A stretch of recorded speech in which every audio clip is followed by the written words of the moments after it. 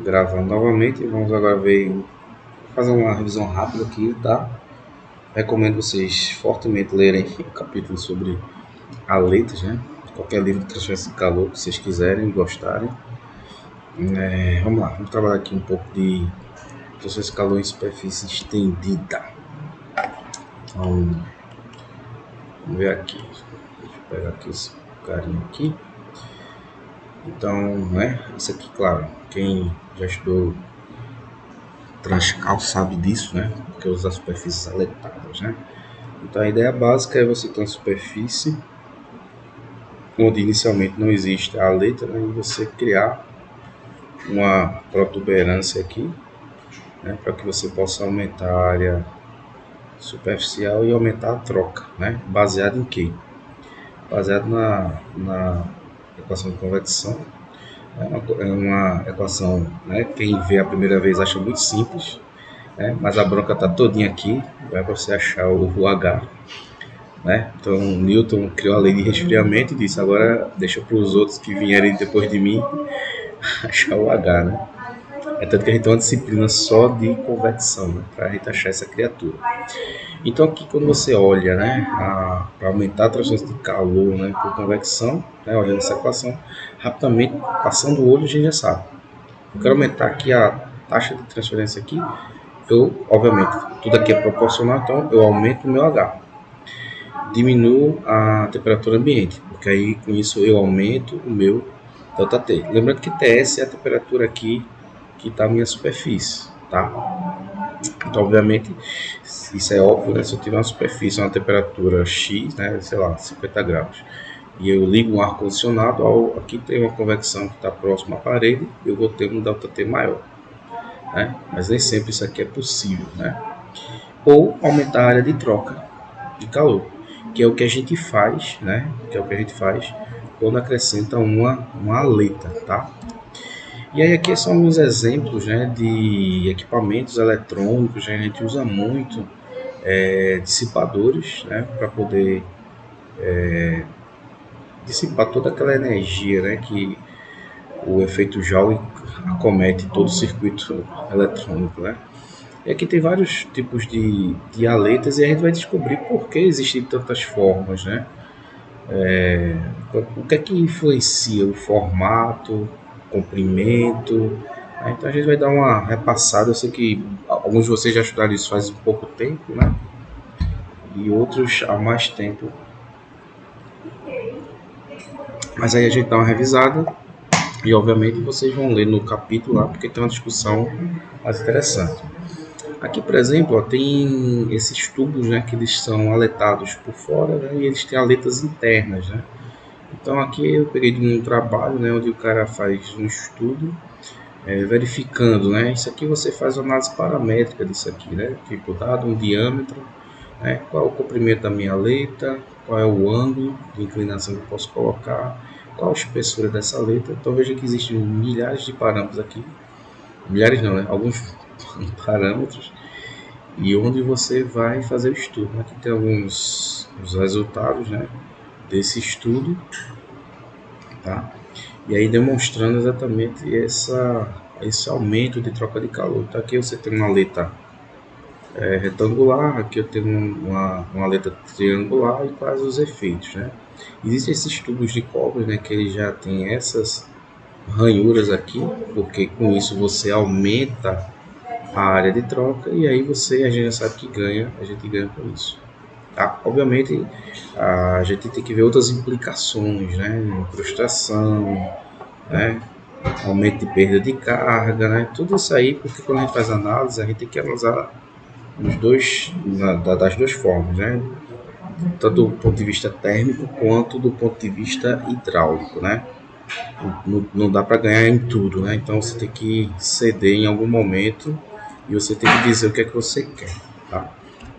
Você tem que ver os benefícios e os malefícios. Então, o que é que a gente encontra, né, no mercado, né? Então, a gente vai encontrar feixe de tubos, né? Você pode comprar feixe de tubos aletados, tá? E aí existem os processos de fabricação, que isso é uma coisa extremamente importante, porque eu lembro que a gente estava num projeto de um trocador de calor E aí, claro, a gente faz os cálculos, né, para saber a altura de aleta, diâmetro do tubo, se ela vai ser circular, se ela vai ser quadrada, espaçamento, tudo direitinho, né? O problema é que o cara que fabricou o trocador de calor, ele é bom em caldeiraria, só que ele nunca tinha feito uma serpentina, né, de fato. E o que foi que ele fez, né? Pegou várias arruelas, fez alguns pontos de solda, né? E aí foi muito interessante, né? Porque a gente sabe que isso não dá certo, mas a gente foi lá e colocou mesmo assim. E aí você cria uma resistência térmica terrível e fica um desempenho pífio, né? E aí você tem vários processos, né? Se você olhar aqui essa figura aqui em corte, né? Você vê que a letra ela faz parte do tubo, né? É uma coisa contínua, né? Aqui você pode ter uma solda, né? Ou você pode ter o que chama de um processo de, acho que é recravar o tubo, né? Ou seja, à medida que ele vai colocando a letra, ele vai rasgando o tubo e ali eu crio, né, uma superfície de contato perfeita para transferência de calor, né? O que não pode ter são espaçamentos, isso vai prejudicar a minha troca de calor, né? Então aqui são os vários tipos que eu peguei aqui nos livros, né? Vários tipos de formatos, tá? E aí, claro, cada formato vai ter suas implicações de acúmulo de sujeira, né? Depende da aplicação que você vai utilizar. Então, como é que a gente faz a modelagem, tá? Então, imagina aqui, eu tenho uma letra retangular, ok? E aí eu tenho a minha superfície que eu quero esfriar, entendeu? E eu tenho a temperatura da superfície, que seria meu T0. Né? Então eu coloco aqui um sistema de coordenadas, né? Eixo X, tá? E aqui eu crio um volume de controle nessa barrinha aqui azul. Então, obviamente, dentro do sólido, né? Então eu vou ter condução de calor, que ela vai marchando dessa posição para cá, né? E na região externa eu vou ter a minha convecção, né? Que ela está atuando aqui nessa região externa, tá? Então aqui eu tenho, né? Vou fazer um balanço, né? Porque eu tenho um volume de controle, né? Eu vou criar o meu balanço de energia. Então o que é que eu tenho aqui? Eu tenho essa face aqui, eu vou ter uma porção de calor entrando, né? Ela vai trocar calor ao longo da espessura. Então eu tenho a porção de calor saindo, e aqui na superfície que tem contato com o ar, né? Que é essa face aqui, e a face de baixo também, que eu vou ter a convecção, né, por conta do contato do fluido com a superfície, tá bom? E aqui eu tenho um elemento de X, né, um corte aqui que foi feito. Então fazendo aqui o balanço, né, então o que entra vai ter que ser igual ao que está saindo, né? Então o que é que está saindo aqui?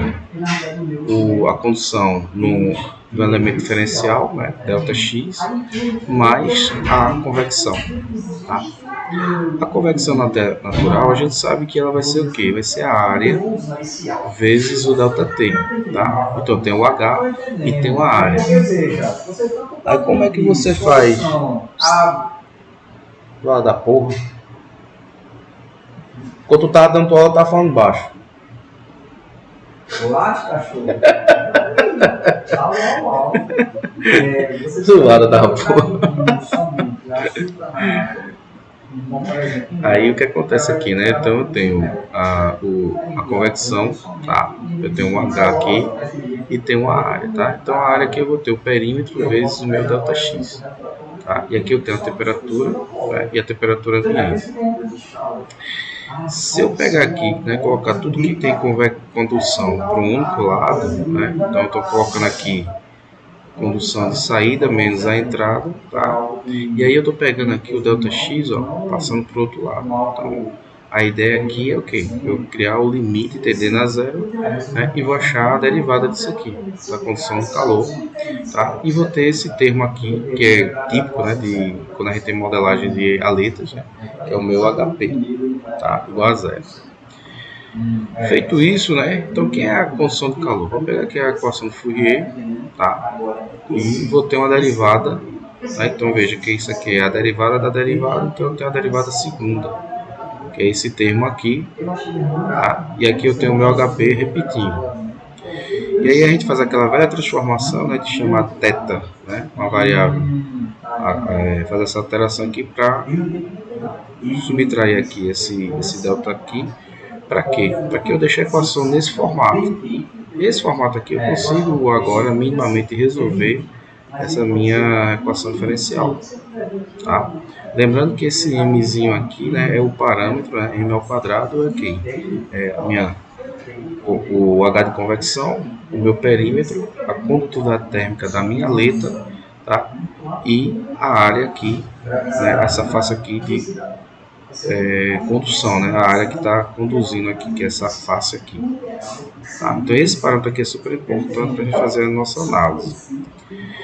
E aí o que acontece, né? Na modelagem eu tenho 4 casos, né? Eu tenho a aleta infinitamente comprida, tá?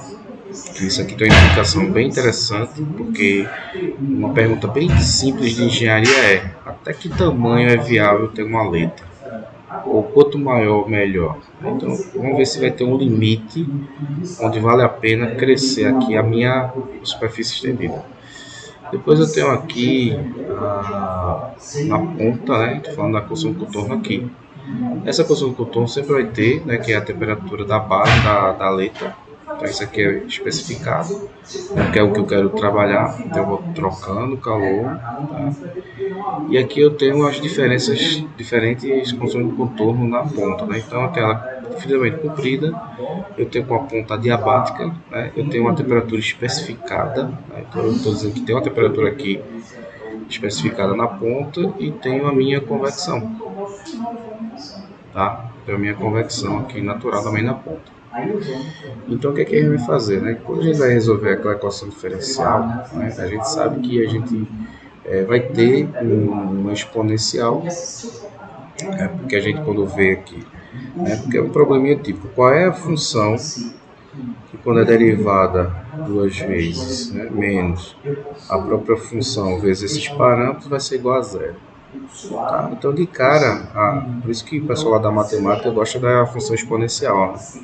Você deriva 2 vezes, ela fica a mesma coisa, né? Você só tem a regra da cadeia e depois você consegue zerar esse termo, né? Então você infere que a solução da equação vai ser uma função exponencial, obviamente ela vai ser influenciada pelos parâmetros, né, que eu já mostrei para vocês, o HP e o K e o AC, tá? Então aí vai ter esse comportamento aqui, né, que é um comportamento já esperado. Eu tenho uma temperatura na base da aleta e ela vai caindo, né, até o limite que a minha temperatura no final L vai ser a temperatura do ambiente, né? Isso é o que a gente chamaria de aleta infinitamente comprida, tá? E aqui eu coloquei uma tabelinha, né? Obviamente eu peguei do livro, né?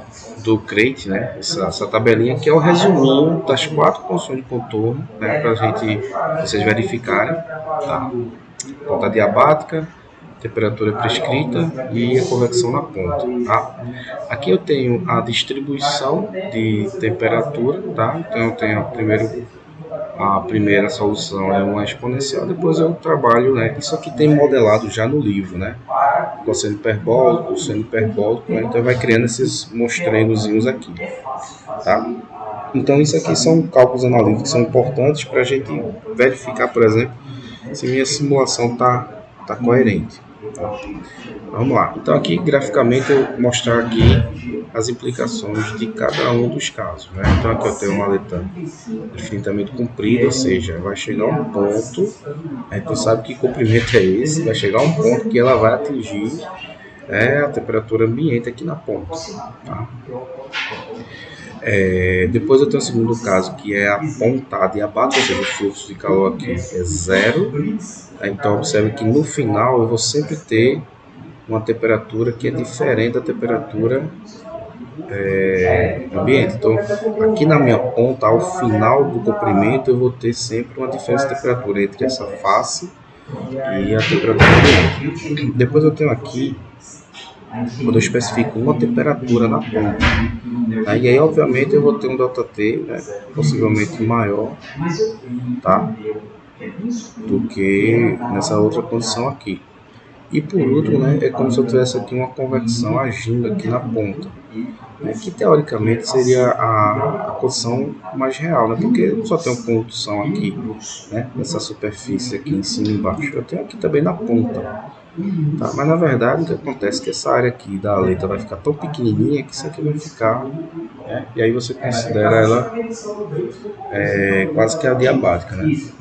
Mas aqui são funções de contorno para resolver uma equação diferencial, né? E aí você acha isso aqui, a distribuição de temperatura, entendeu?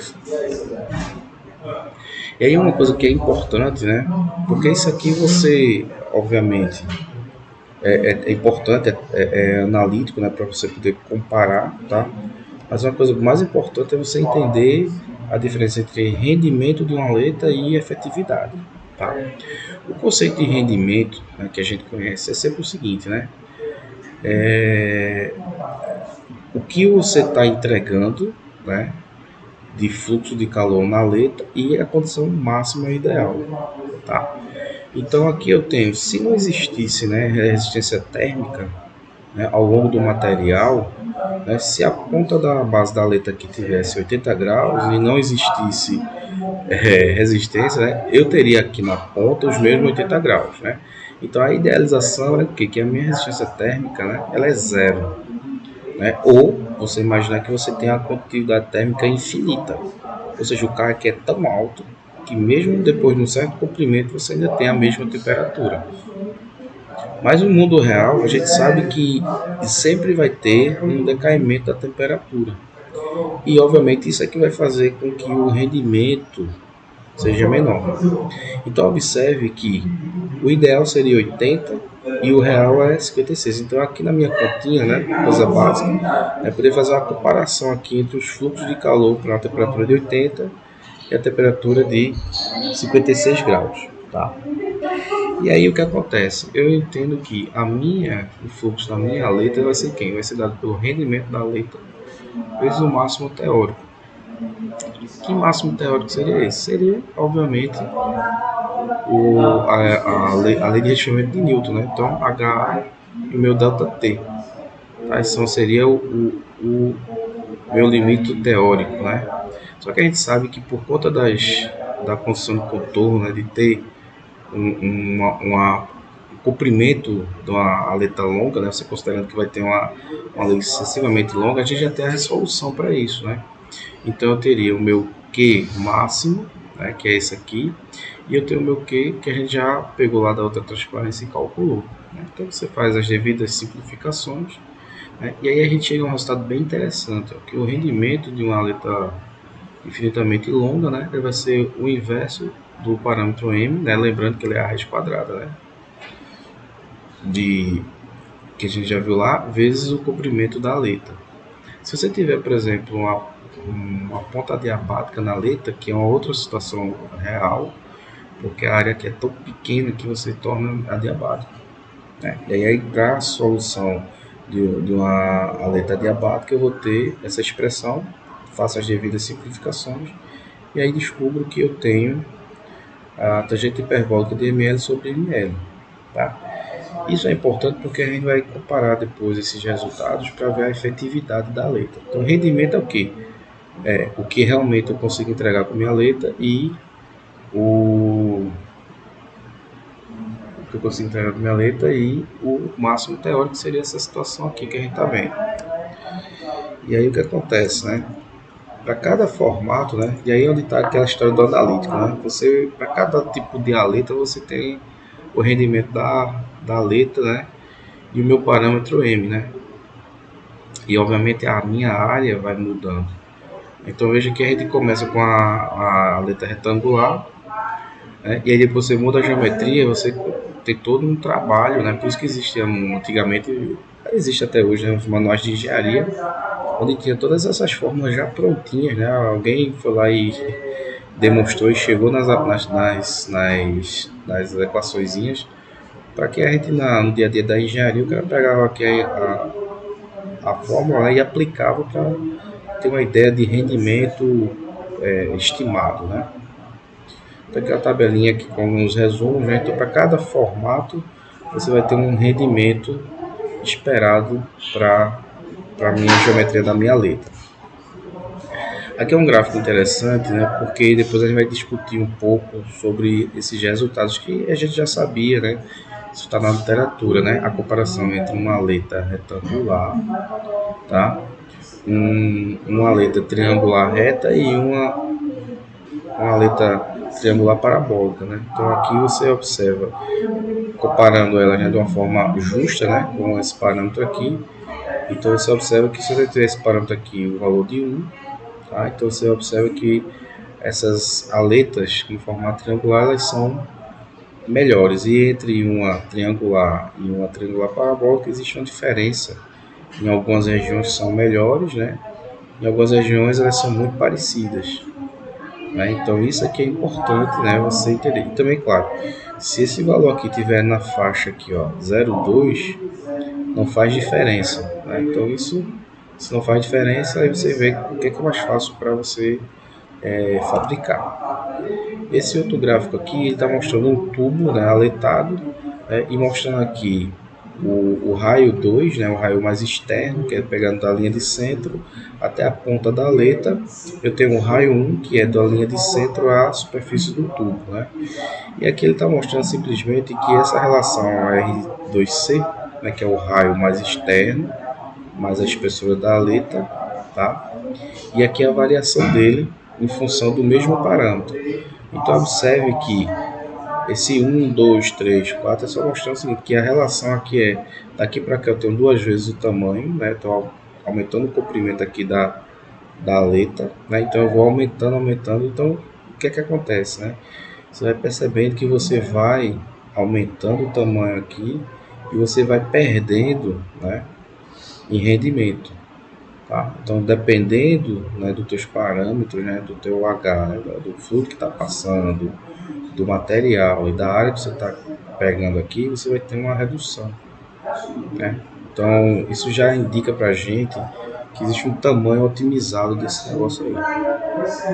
E aí o que acontece, né? Com aquelas figurinhas ali, a gente pode inferir o seguinte, que essas aletas com perfis triangulares e parabólicos, elas vão ter menos material e são mais eficientes, óbvio, né? Eu tenho um retângulo e tenho um triângulo, o triângulo está inscrito dentro de um retângulo, né?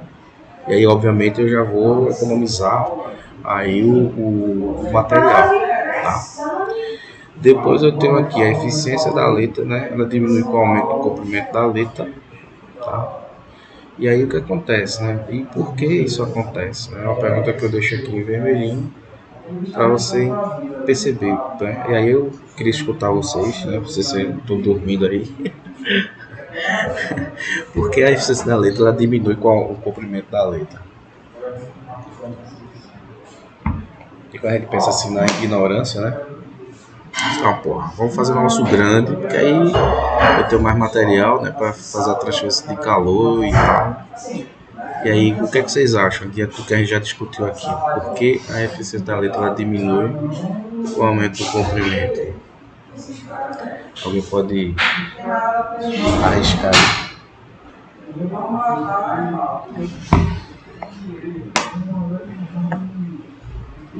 Alguém se habilita aí?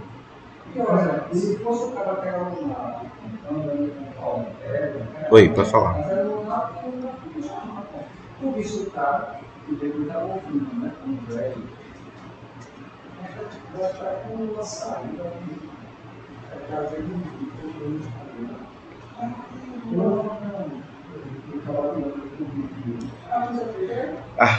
Não é isso não. Não é exatamente, não é erro não, mas veja, é isso aqui, ó. No mundo ideal, não importa o comprimento, eu não tenho perda de temperatura. Mas aqui, ó, para esse comprimento aqui, eu tive quanto? 65. Então é 80 menos 65. Se eu caminhar mais com a letra maior, o que é que vai acontecer? Eu agora vou ter um ΔT de 80 e 56, né? Eu vou perdendo, a resistência vai aumentando. E se você olhar aqui, ó, a minha transferência de calor ela vai diminuindo à medida que o meu máximo ideal vai continuando. Então, o que acontece? Em vez de você ter aqui na ponta 65 comparado com 80, entende? Então eu teria o quê? Eu tava tendo uma redução de 80 para 65. Se eu caminhar aqui, né, a resistência vai aumentando, o que é que acontece aqui? Eu tenho 80, né, que é o teórico, né, e 56. Só para vocês terem uma ideia de que quando eu vou aumentando a minha aleta, eu vou prejudicando o meu rendimento por uma questão. Porque aí o que acontece? Eu chego uma hora que eu não tenho mais fluxo de calor, né? Você olhar aqui, ó, isso é importante a gente discutir, né? Você percebe que chega aqui, ó, se você for aumentando indefinidamente, chega uma hora que a temperatura aqui é igual à temperatura do ambiente. Então, se eu aumentar, o que é que vai acontecer? Nada. O gráfico aqui está mostrando exatamente isso. Chega uma hora aqui que é um assíntota aqui, né? Não vai ter mais mudança nenhuma. Então, não tem mais como eu ter ganho aqui, porque não vai ter mais convecção para tirar nada daqui, né? Então, é esse. Exatamente, né? E esse gráfico aqui ele mostra uma coisa interessante, né? Como aqui está mais aquecido, logo nos comprimentos iniciais você tem um ΔT gigante aqui. Então o fluxo de calor vai aumentando, é bem grande, mas ele vai diminuindo, ó. Vai chegar uma hora aqui que vai ser tão pequeno que você vai ter um acréscimo de material e você vai ter o quê? Nada, né? Então aí você tem esse. Exatamente. Exatamente, você não vai ter mais troca, tá? Então você nem tem mais troca. E outra, essa ponta diabática também tem a ver também com a espessura da ponta, né? Se você tiver uma área aqui muito pequena, né? Se você tiver aqui uma área aqui muito pequena, né? Ou seja, esse carinha aqui vai ser exatamente esse, né? Percebe que se a área for muito pequena, eu não vou ter. Não é porque você pegar um DataT de 10, 20, né, da ponta da aleta para o ambiente, de 10. Mas você tem uma área 0,00000, para você multiplicar e for calcular o fluxo, né, é nada, né? Então, é importante essas coisas para a gente ficar claro na cabeça da gente, né? Porque quando a gente pergunta aqui, né, a eficiência da aleta diminui com o aumento do comprimento da aleta. Isso é aquelas questões do Enem, né? Ixi, Maria, por quê, né? A gente sabe que primeiro o cara tem outra dúvida, o cara realmente diminui, né? A gente imaginaria, né, que era para aumentar, mas não, tá? E aí o seguinte, né, como você vai escolher esse comprimento da aleta? Né? A gente já viu que quando a gente aumenta, né, chega uma hora que não faz sentido você aumentar porque você chegou naquele ponto ali que não vai mais para canto nenhum, né? E aí você tem a questão do material, né? Então, assim, não quer dizer que você vai aqui, por exemplo, nessa situação aqui, você não precisa chegar até esse limite aqui, né? Até porque esse limite aqui, você pode ter uma letra tão grande que é um custo muito alto. E esse fluxo que você está tendo a mais aqui, ele é muito pequeno. Então, você para antes, né? Você corta aqui a letra, não, eu parar aqui, porque, né, é dinheiro, né? Eu estou gastando material desnecessariamente, né? E aqui tem alguns números mágicos, né, da engenharia, né? Então, os comprimentos que fazem com que a eficiência da letra fique abaixo de 60%, perceba, eu vou aumentando, chegou em 60%, não justifica economicamente, até porque o rendimento é muito baixo. E aí o que acontece, né? Na prática, os caras vão trabalhar em cima de 90%. Então, são números assim mágicos, né? Que obviamente quem já faz esse tipo de trabalho com a letra, ele já tem uma ideia. Mas isso é importante para a gente aplicar no nosso estudo aqui, tá? Agora vamos falar de efetividade. Qual é a diferença de efetividade para... A efetividade vem de efetivo, né? Então, será que aquilo ali realmente é efetivo, né? Então, na verdade, a efetividade é a comparação entre a superfície sem aleta e a superfície com aleta. É só isso. Ou seja, vale a pena colocar uma aleta? É isso que a efetividade vai nos dizer. Então, se olhar agora para as continhas, né, se você tiver uma efetividade igual a 1, né, o que é que diz? Ó, como a gente diz, né, nem fede nem cheira, ou seja, não faz diferença. Eu estou só perdendo dinheiro, porque não tem efeito nenhum na minha transferência de calor, no meu resfriamento do meu componente. Se a efetividade for menor, né, então o que acontece? Acontece o efeito contrário, a letra está prejudicando, está virando um isolamento, um isolante. Tá? E aí acontece o que? Se você trabalhar com uma letra com material com K baixo, e ou a fabricação dela, que foi o que aconteceu lá no trocador de calor. Ficou horrível a troca de calor, por quê? Porque eu estava tendo esse problema aqui de efetividade. Era muito melhor você pegar a serpentina, só o tubo, e não aletar. Era bem melhor. E aí quando a gente mudou, né, para um fabricante que realmente fabricava de fato serpentina, aí a eficiência do trocador foi outra, né? Foi coisa absurda mesmo. Então é bem interessante isso. E obviamente se for maior do que um, né, você sabe que a presença da letra está melhorando, né? E aí obviamente a gente não, aqui eu coloquei, né, mas a gente já sabe, né? A gente tem que trabalhar aqui, né, maior do que um. Então qual é a comparação, né? Você vai comparar o fluxo que a aleta me proporciona dividido pelo fluxo que a aleta sem a aleta, né? E aí, obviamente, sem a aleta eu tenho essa equaçãozinha da lei de resfriamento de Newton, tá? E aqui, em cima da aleta, vai ter o que? Aquelas comparações, né, do rendimento da aleta da área da aleta. Se eu cortar aqui, então eu vou inferir o seguinte, que a efetividade é uma relação entre a área da aleta, a área da base, tá? Vezes o rendimento da minha aleta. Então aqui, geometricamente, você já acha um parâmetro para você ter ideia por onde começar o tamanho da aleta, né? Então é basicamente isso aí, é o que a gente considera como efetividade, tá? Claro, quando você faz o cálculo, né, para uma aleta longa, aí vem que interessante, ó. Sem a aleta, a gente já tem essa equação. Para uma aleta longa, eu tenho essa solução aqui do fluxo. Quando eu corto, eu tenho essa solução aqui. E isso aqui, só olhando para esse carinha aqui, né, essa raiz quadrada aqui, eu tiro algumas conclusões, né? Primeiro, né, se o meu objetivo é que a efetividade seja maior do que 1, para que essa equação aqui, esse carinha aqui seja maior do que 1, eu tenho duas coisas, né? Tudo que está aqui no numerador tem que sempre aumentar, né? Aumentar a condutividade, aumentar o perímetro. Em detrimento de quê? De redução desses outros caras aqui, do H e da área. Porque quando eu diminuo isso aqui, mesmo constante, eu consigo, né, aumentar isso aqui a ponto de ficar maior do que 1. Né? Então é exatamente o que está escrito aqui. Então, obviamente, se você tem um K alto, né, você vai ajudar na efetividade. Porque não adianta você pegar e botar uma letra ali de, sei lá, de barro, né, sei lá. Então aqui, ó. Então o material da letra tem que ser o maior possível. Então é por isso que você encontra muito na prática cobre, alumínio e aço. Né? Pelas fotos ali vocês viram que são os materiais mais típicos, tá? E aí, claro, você vai ver muito alumínio, porque o alumínio é mais barato do que o cobre, né? Obviamente. E, enfim, então tem essas características. Depois, essa relação perímetro e área, né?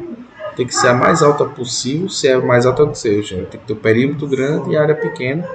Por isso que as aletas, elas têm um perímetro grande, né? Perímetro grande e a área da aleta, né? Da condução, que é essa região aqui, ó. Por isso que elas são bem espessas, né? Ou seja, bem fininhas, né? Porque essa relação perímetro sobre a área fica altíssima, né? Então, se você olhar aqui nas fotos, ó, acho que isso deve estar claro na cabecinha de vocês. Então, o que é que eu tenho aqui? Se você pegar esse perímetro aqui da letra, ele é gigante comparado com a espessura, que é quase uma folha de papel, né? Brincando aqui. Né? Então, você vê que você olha aqui as fotos, né? Eles mudam aqui. Essa aqui é com fendas, não sei o que, mas é sempre a mesma coisa, ou seja, eu tenho que ter um grande perímetro em detrimento de uma área pequena na ponta. E aí isso faz com que, né? Isso aí faz com que eu consiga, né? Uma efetividade maior, tá? Aqui está dizendo, né? Por isso que 50 letras de placa é muito fino, né? Isso aí a gente vê no dia a dia.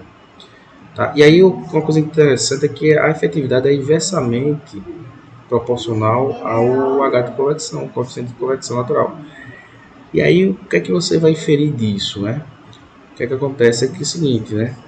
Se você usar aletas, né, com o A, vai ser mais efetivo.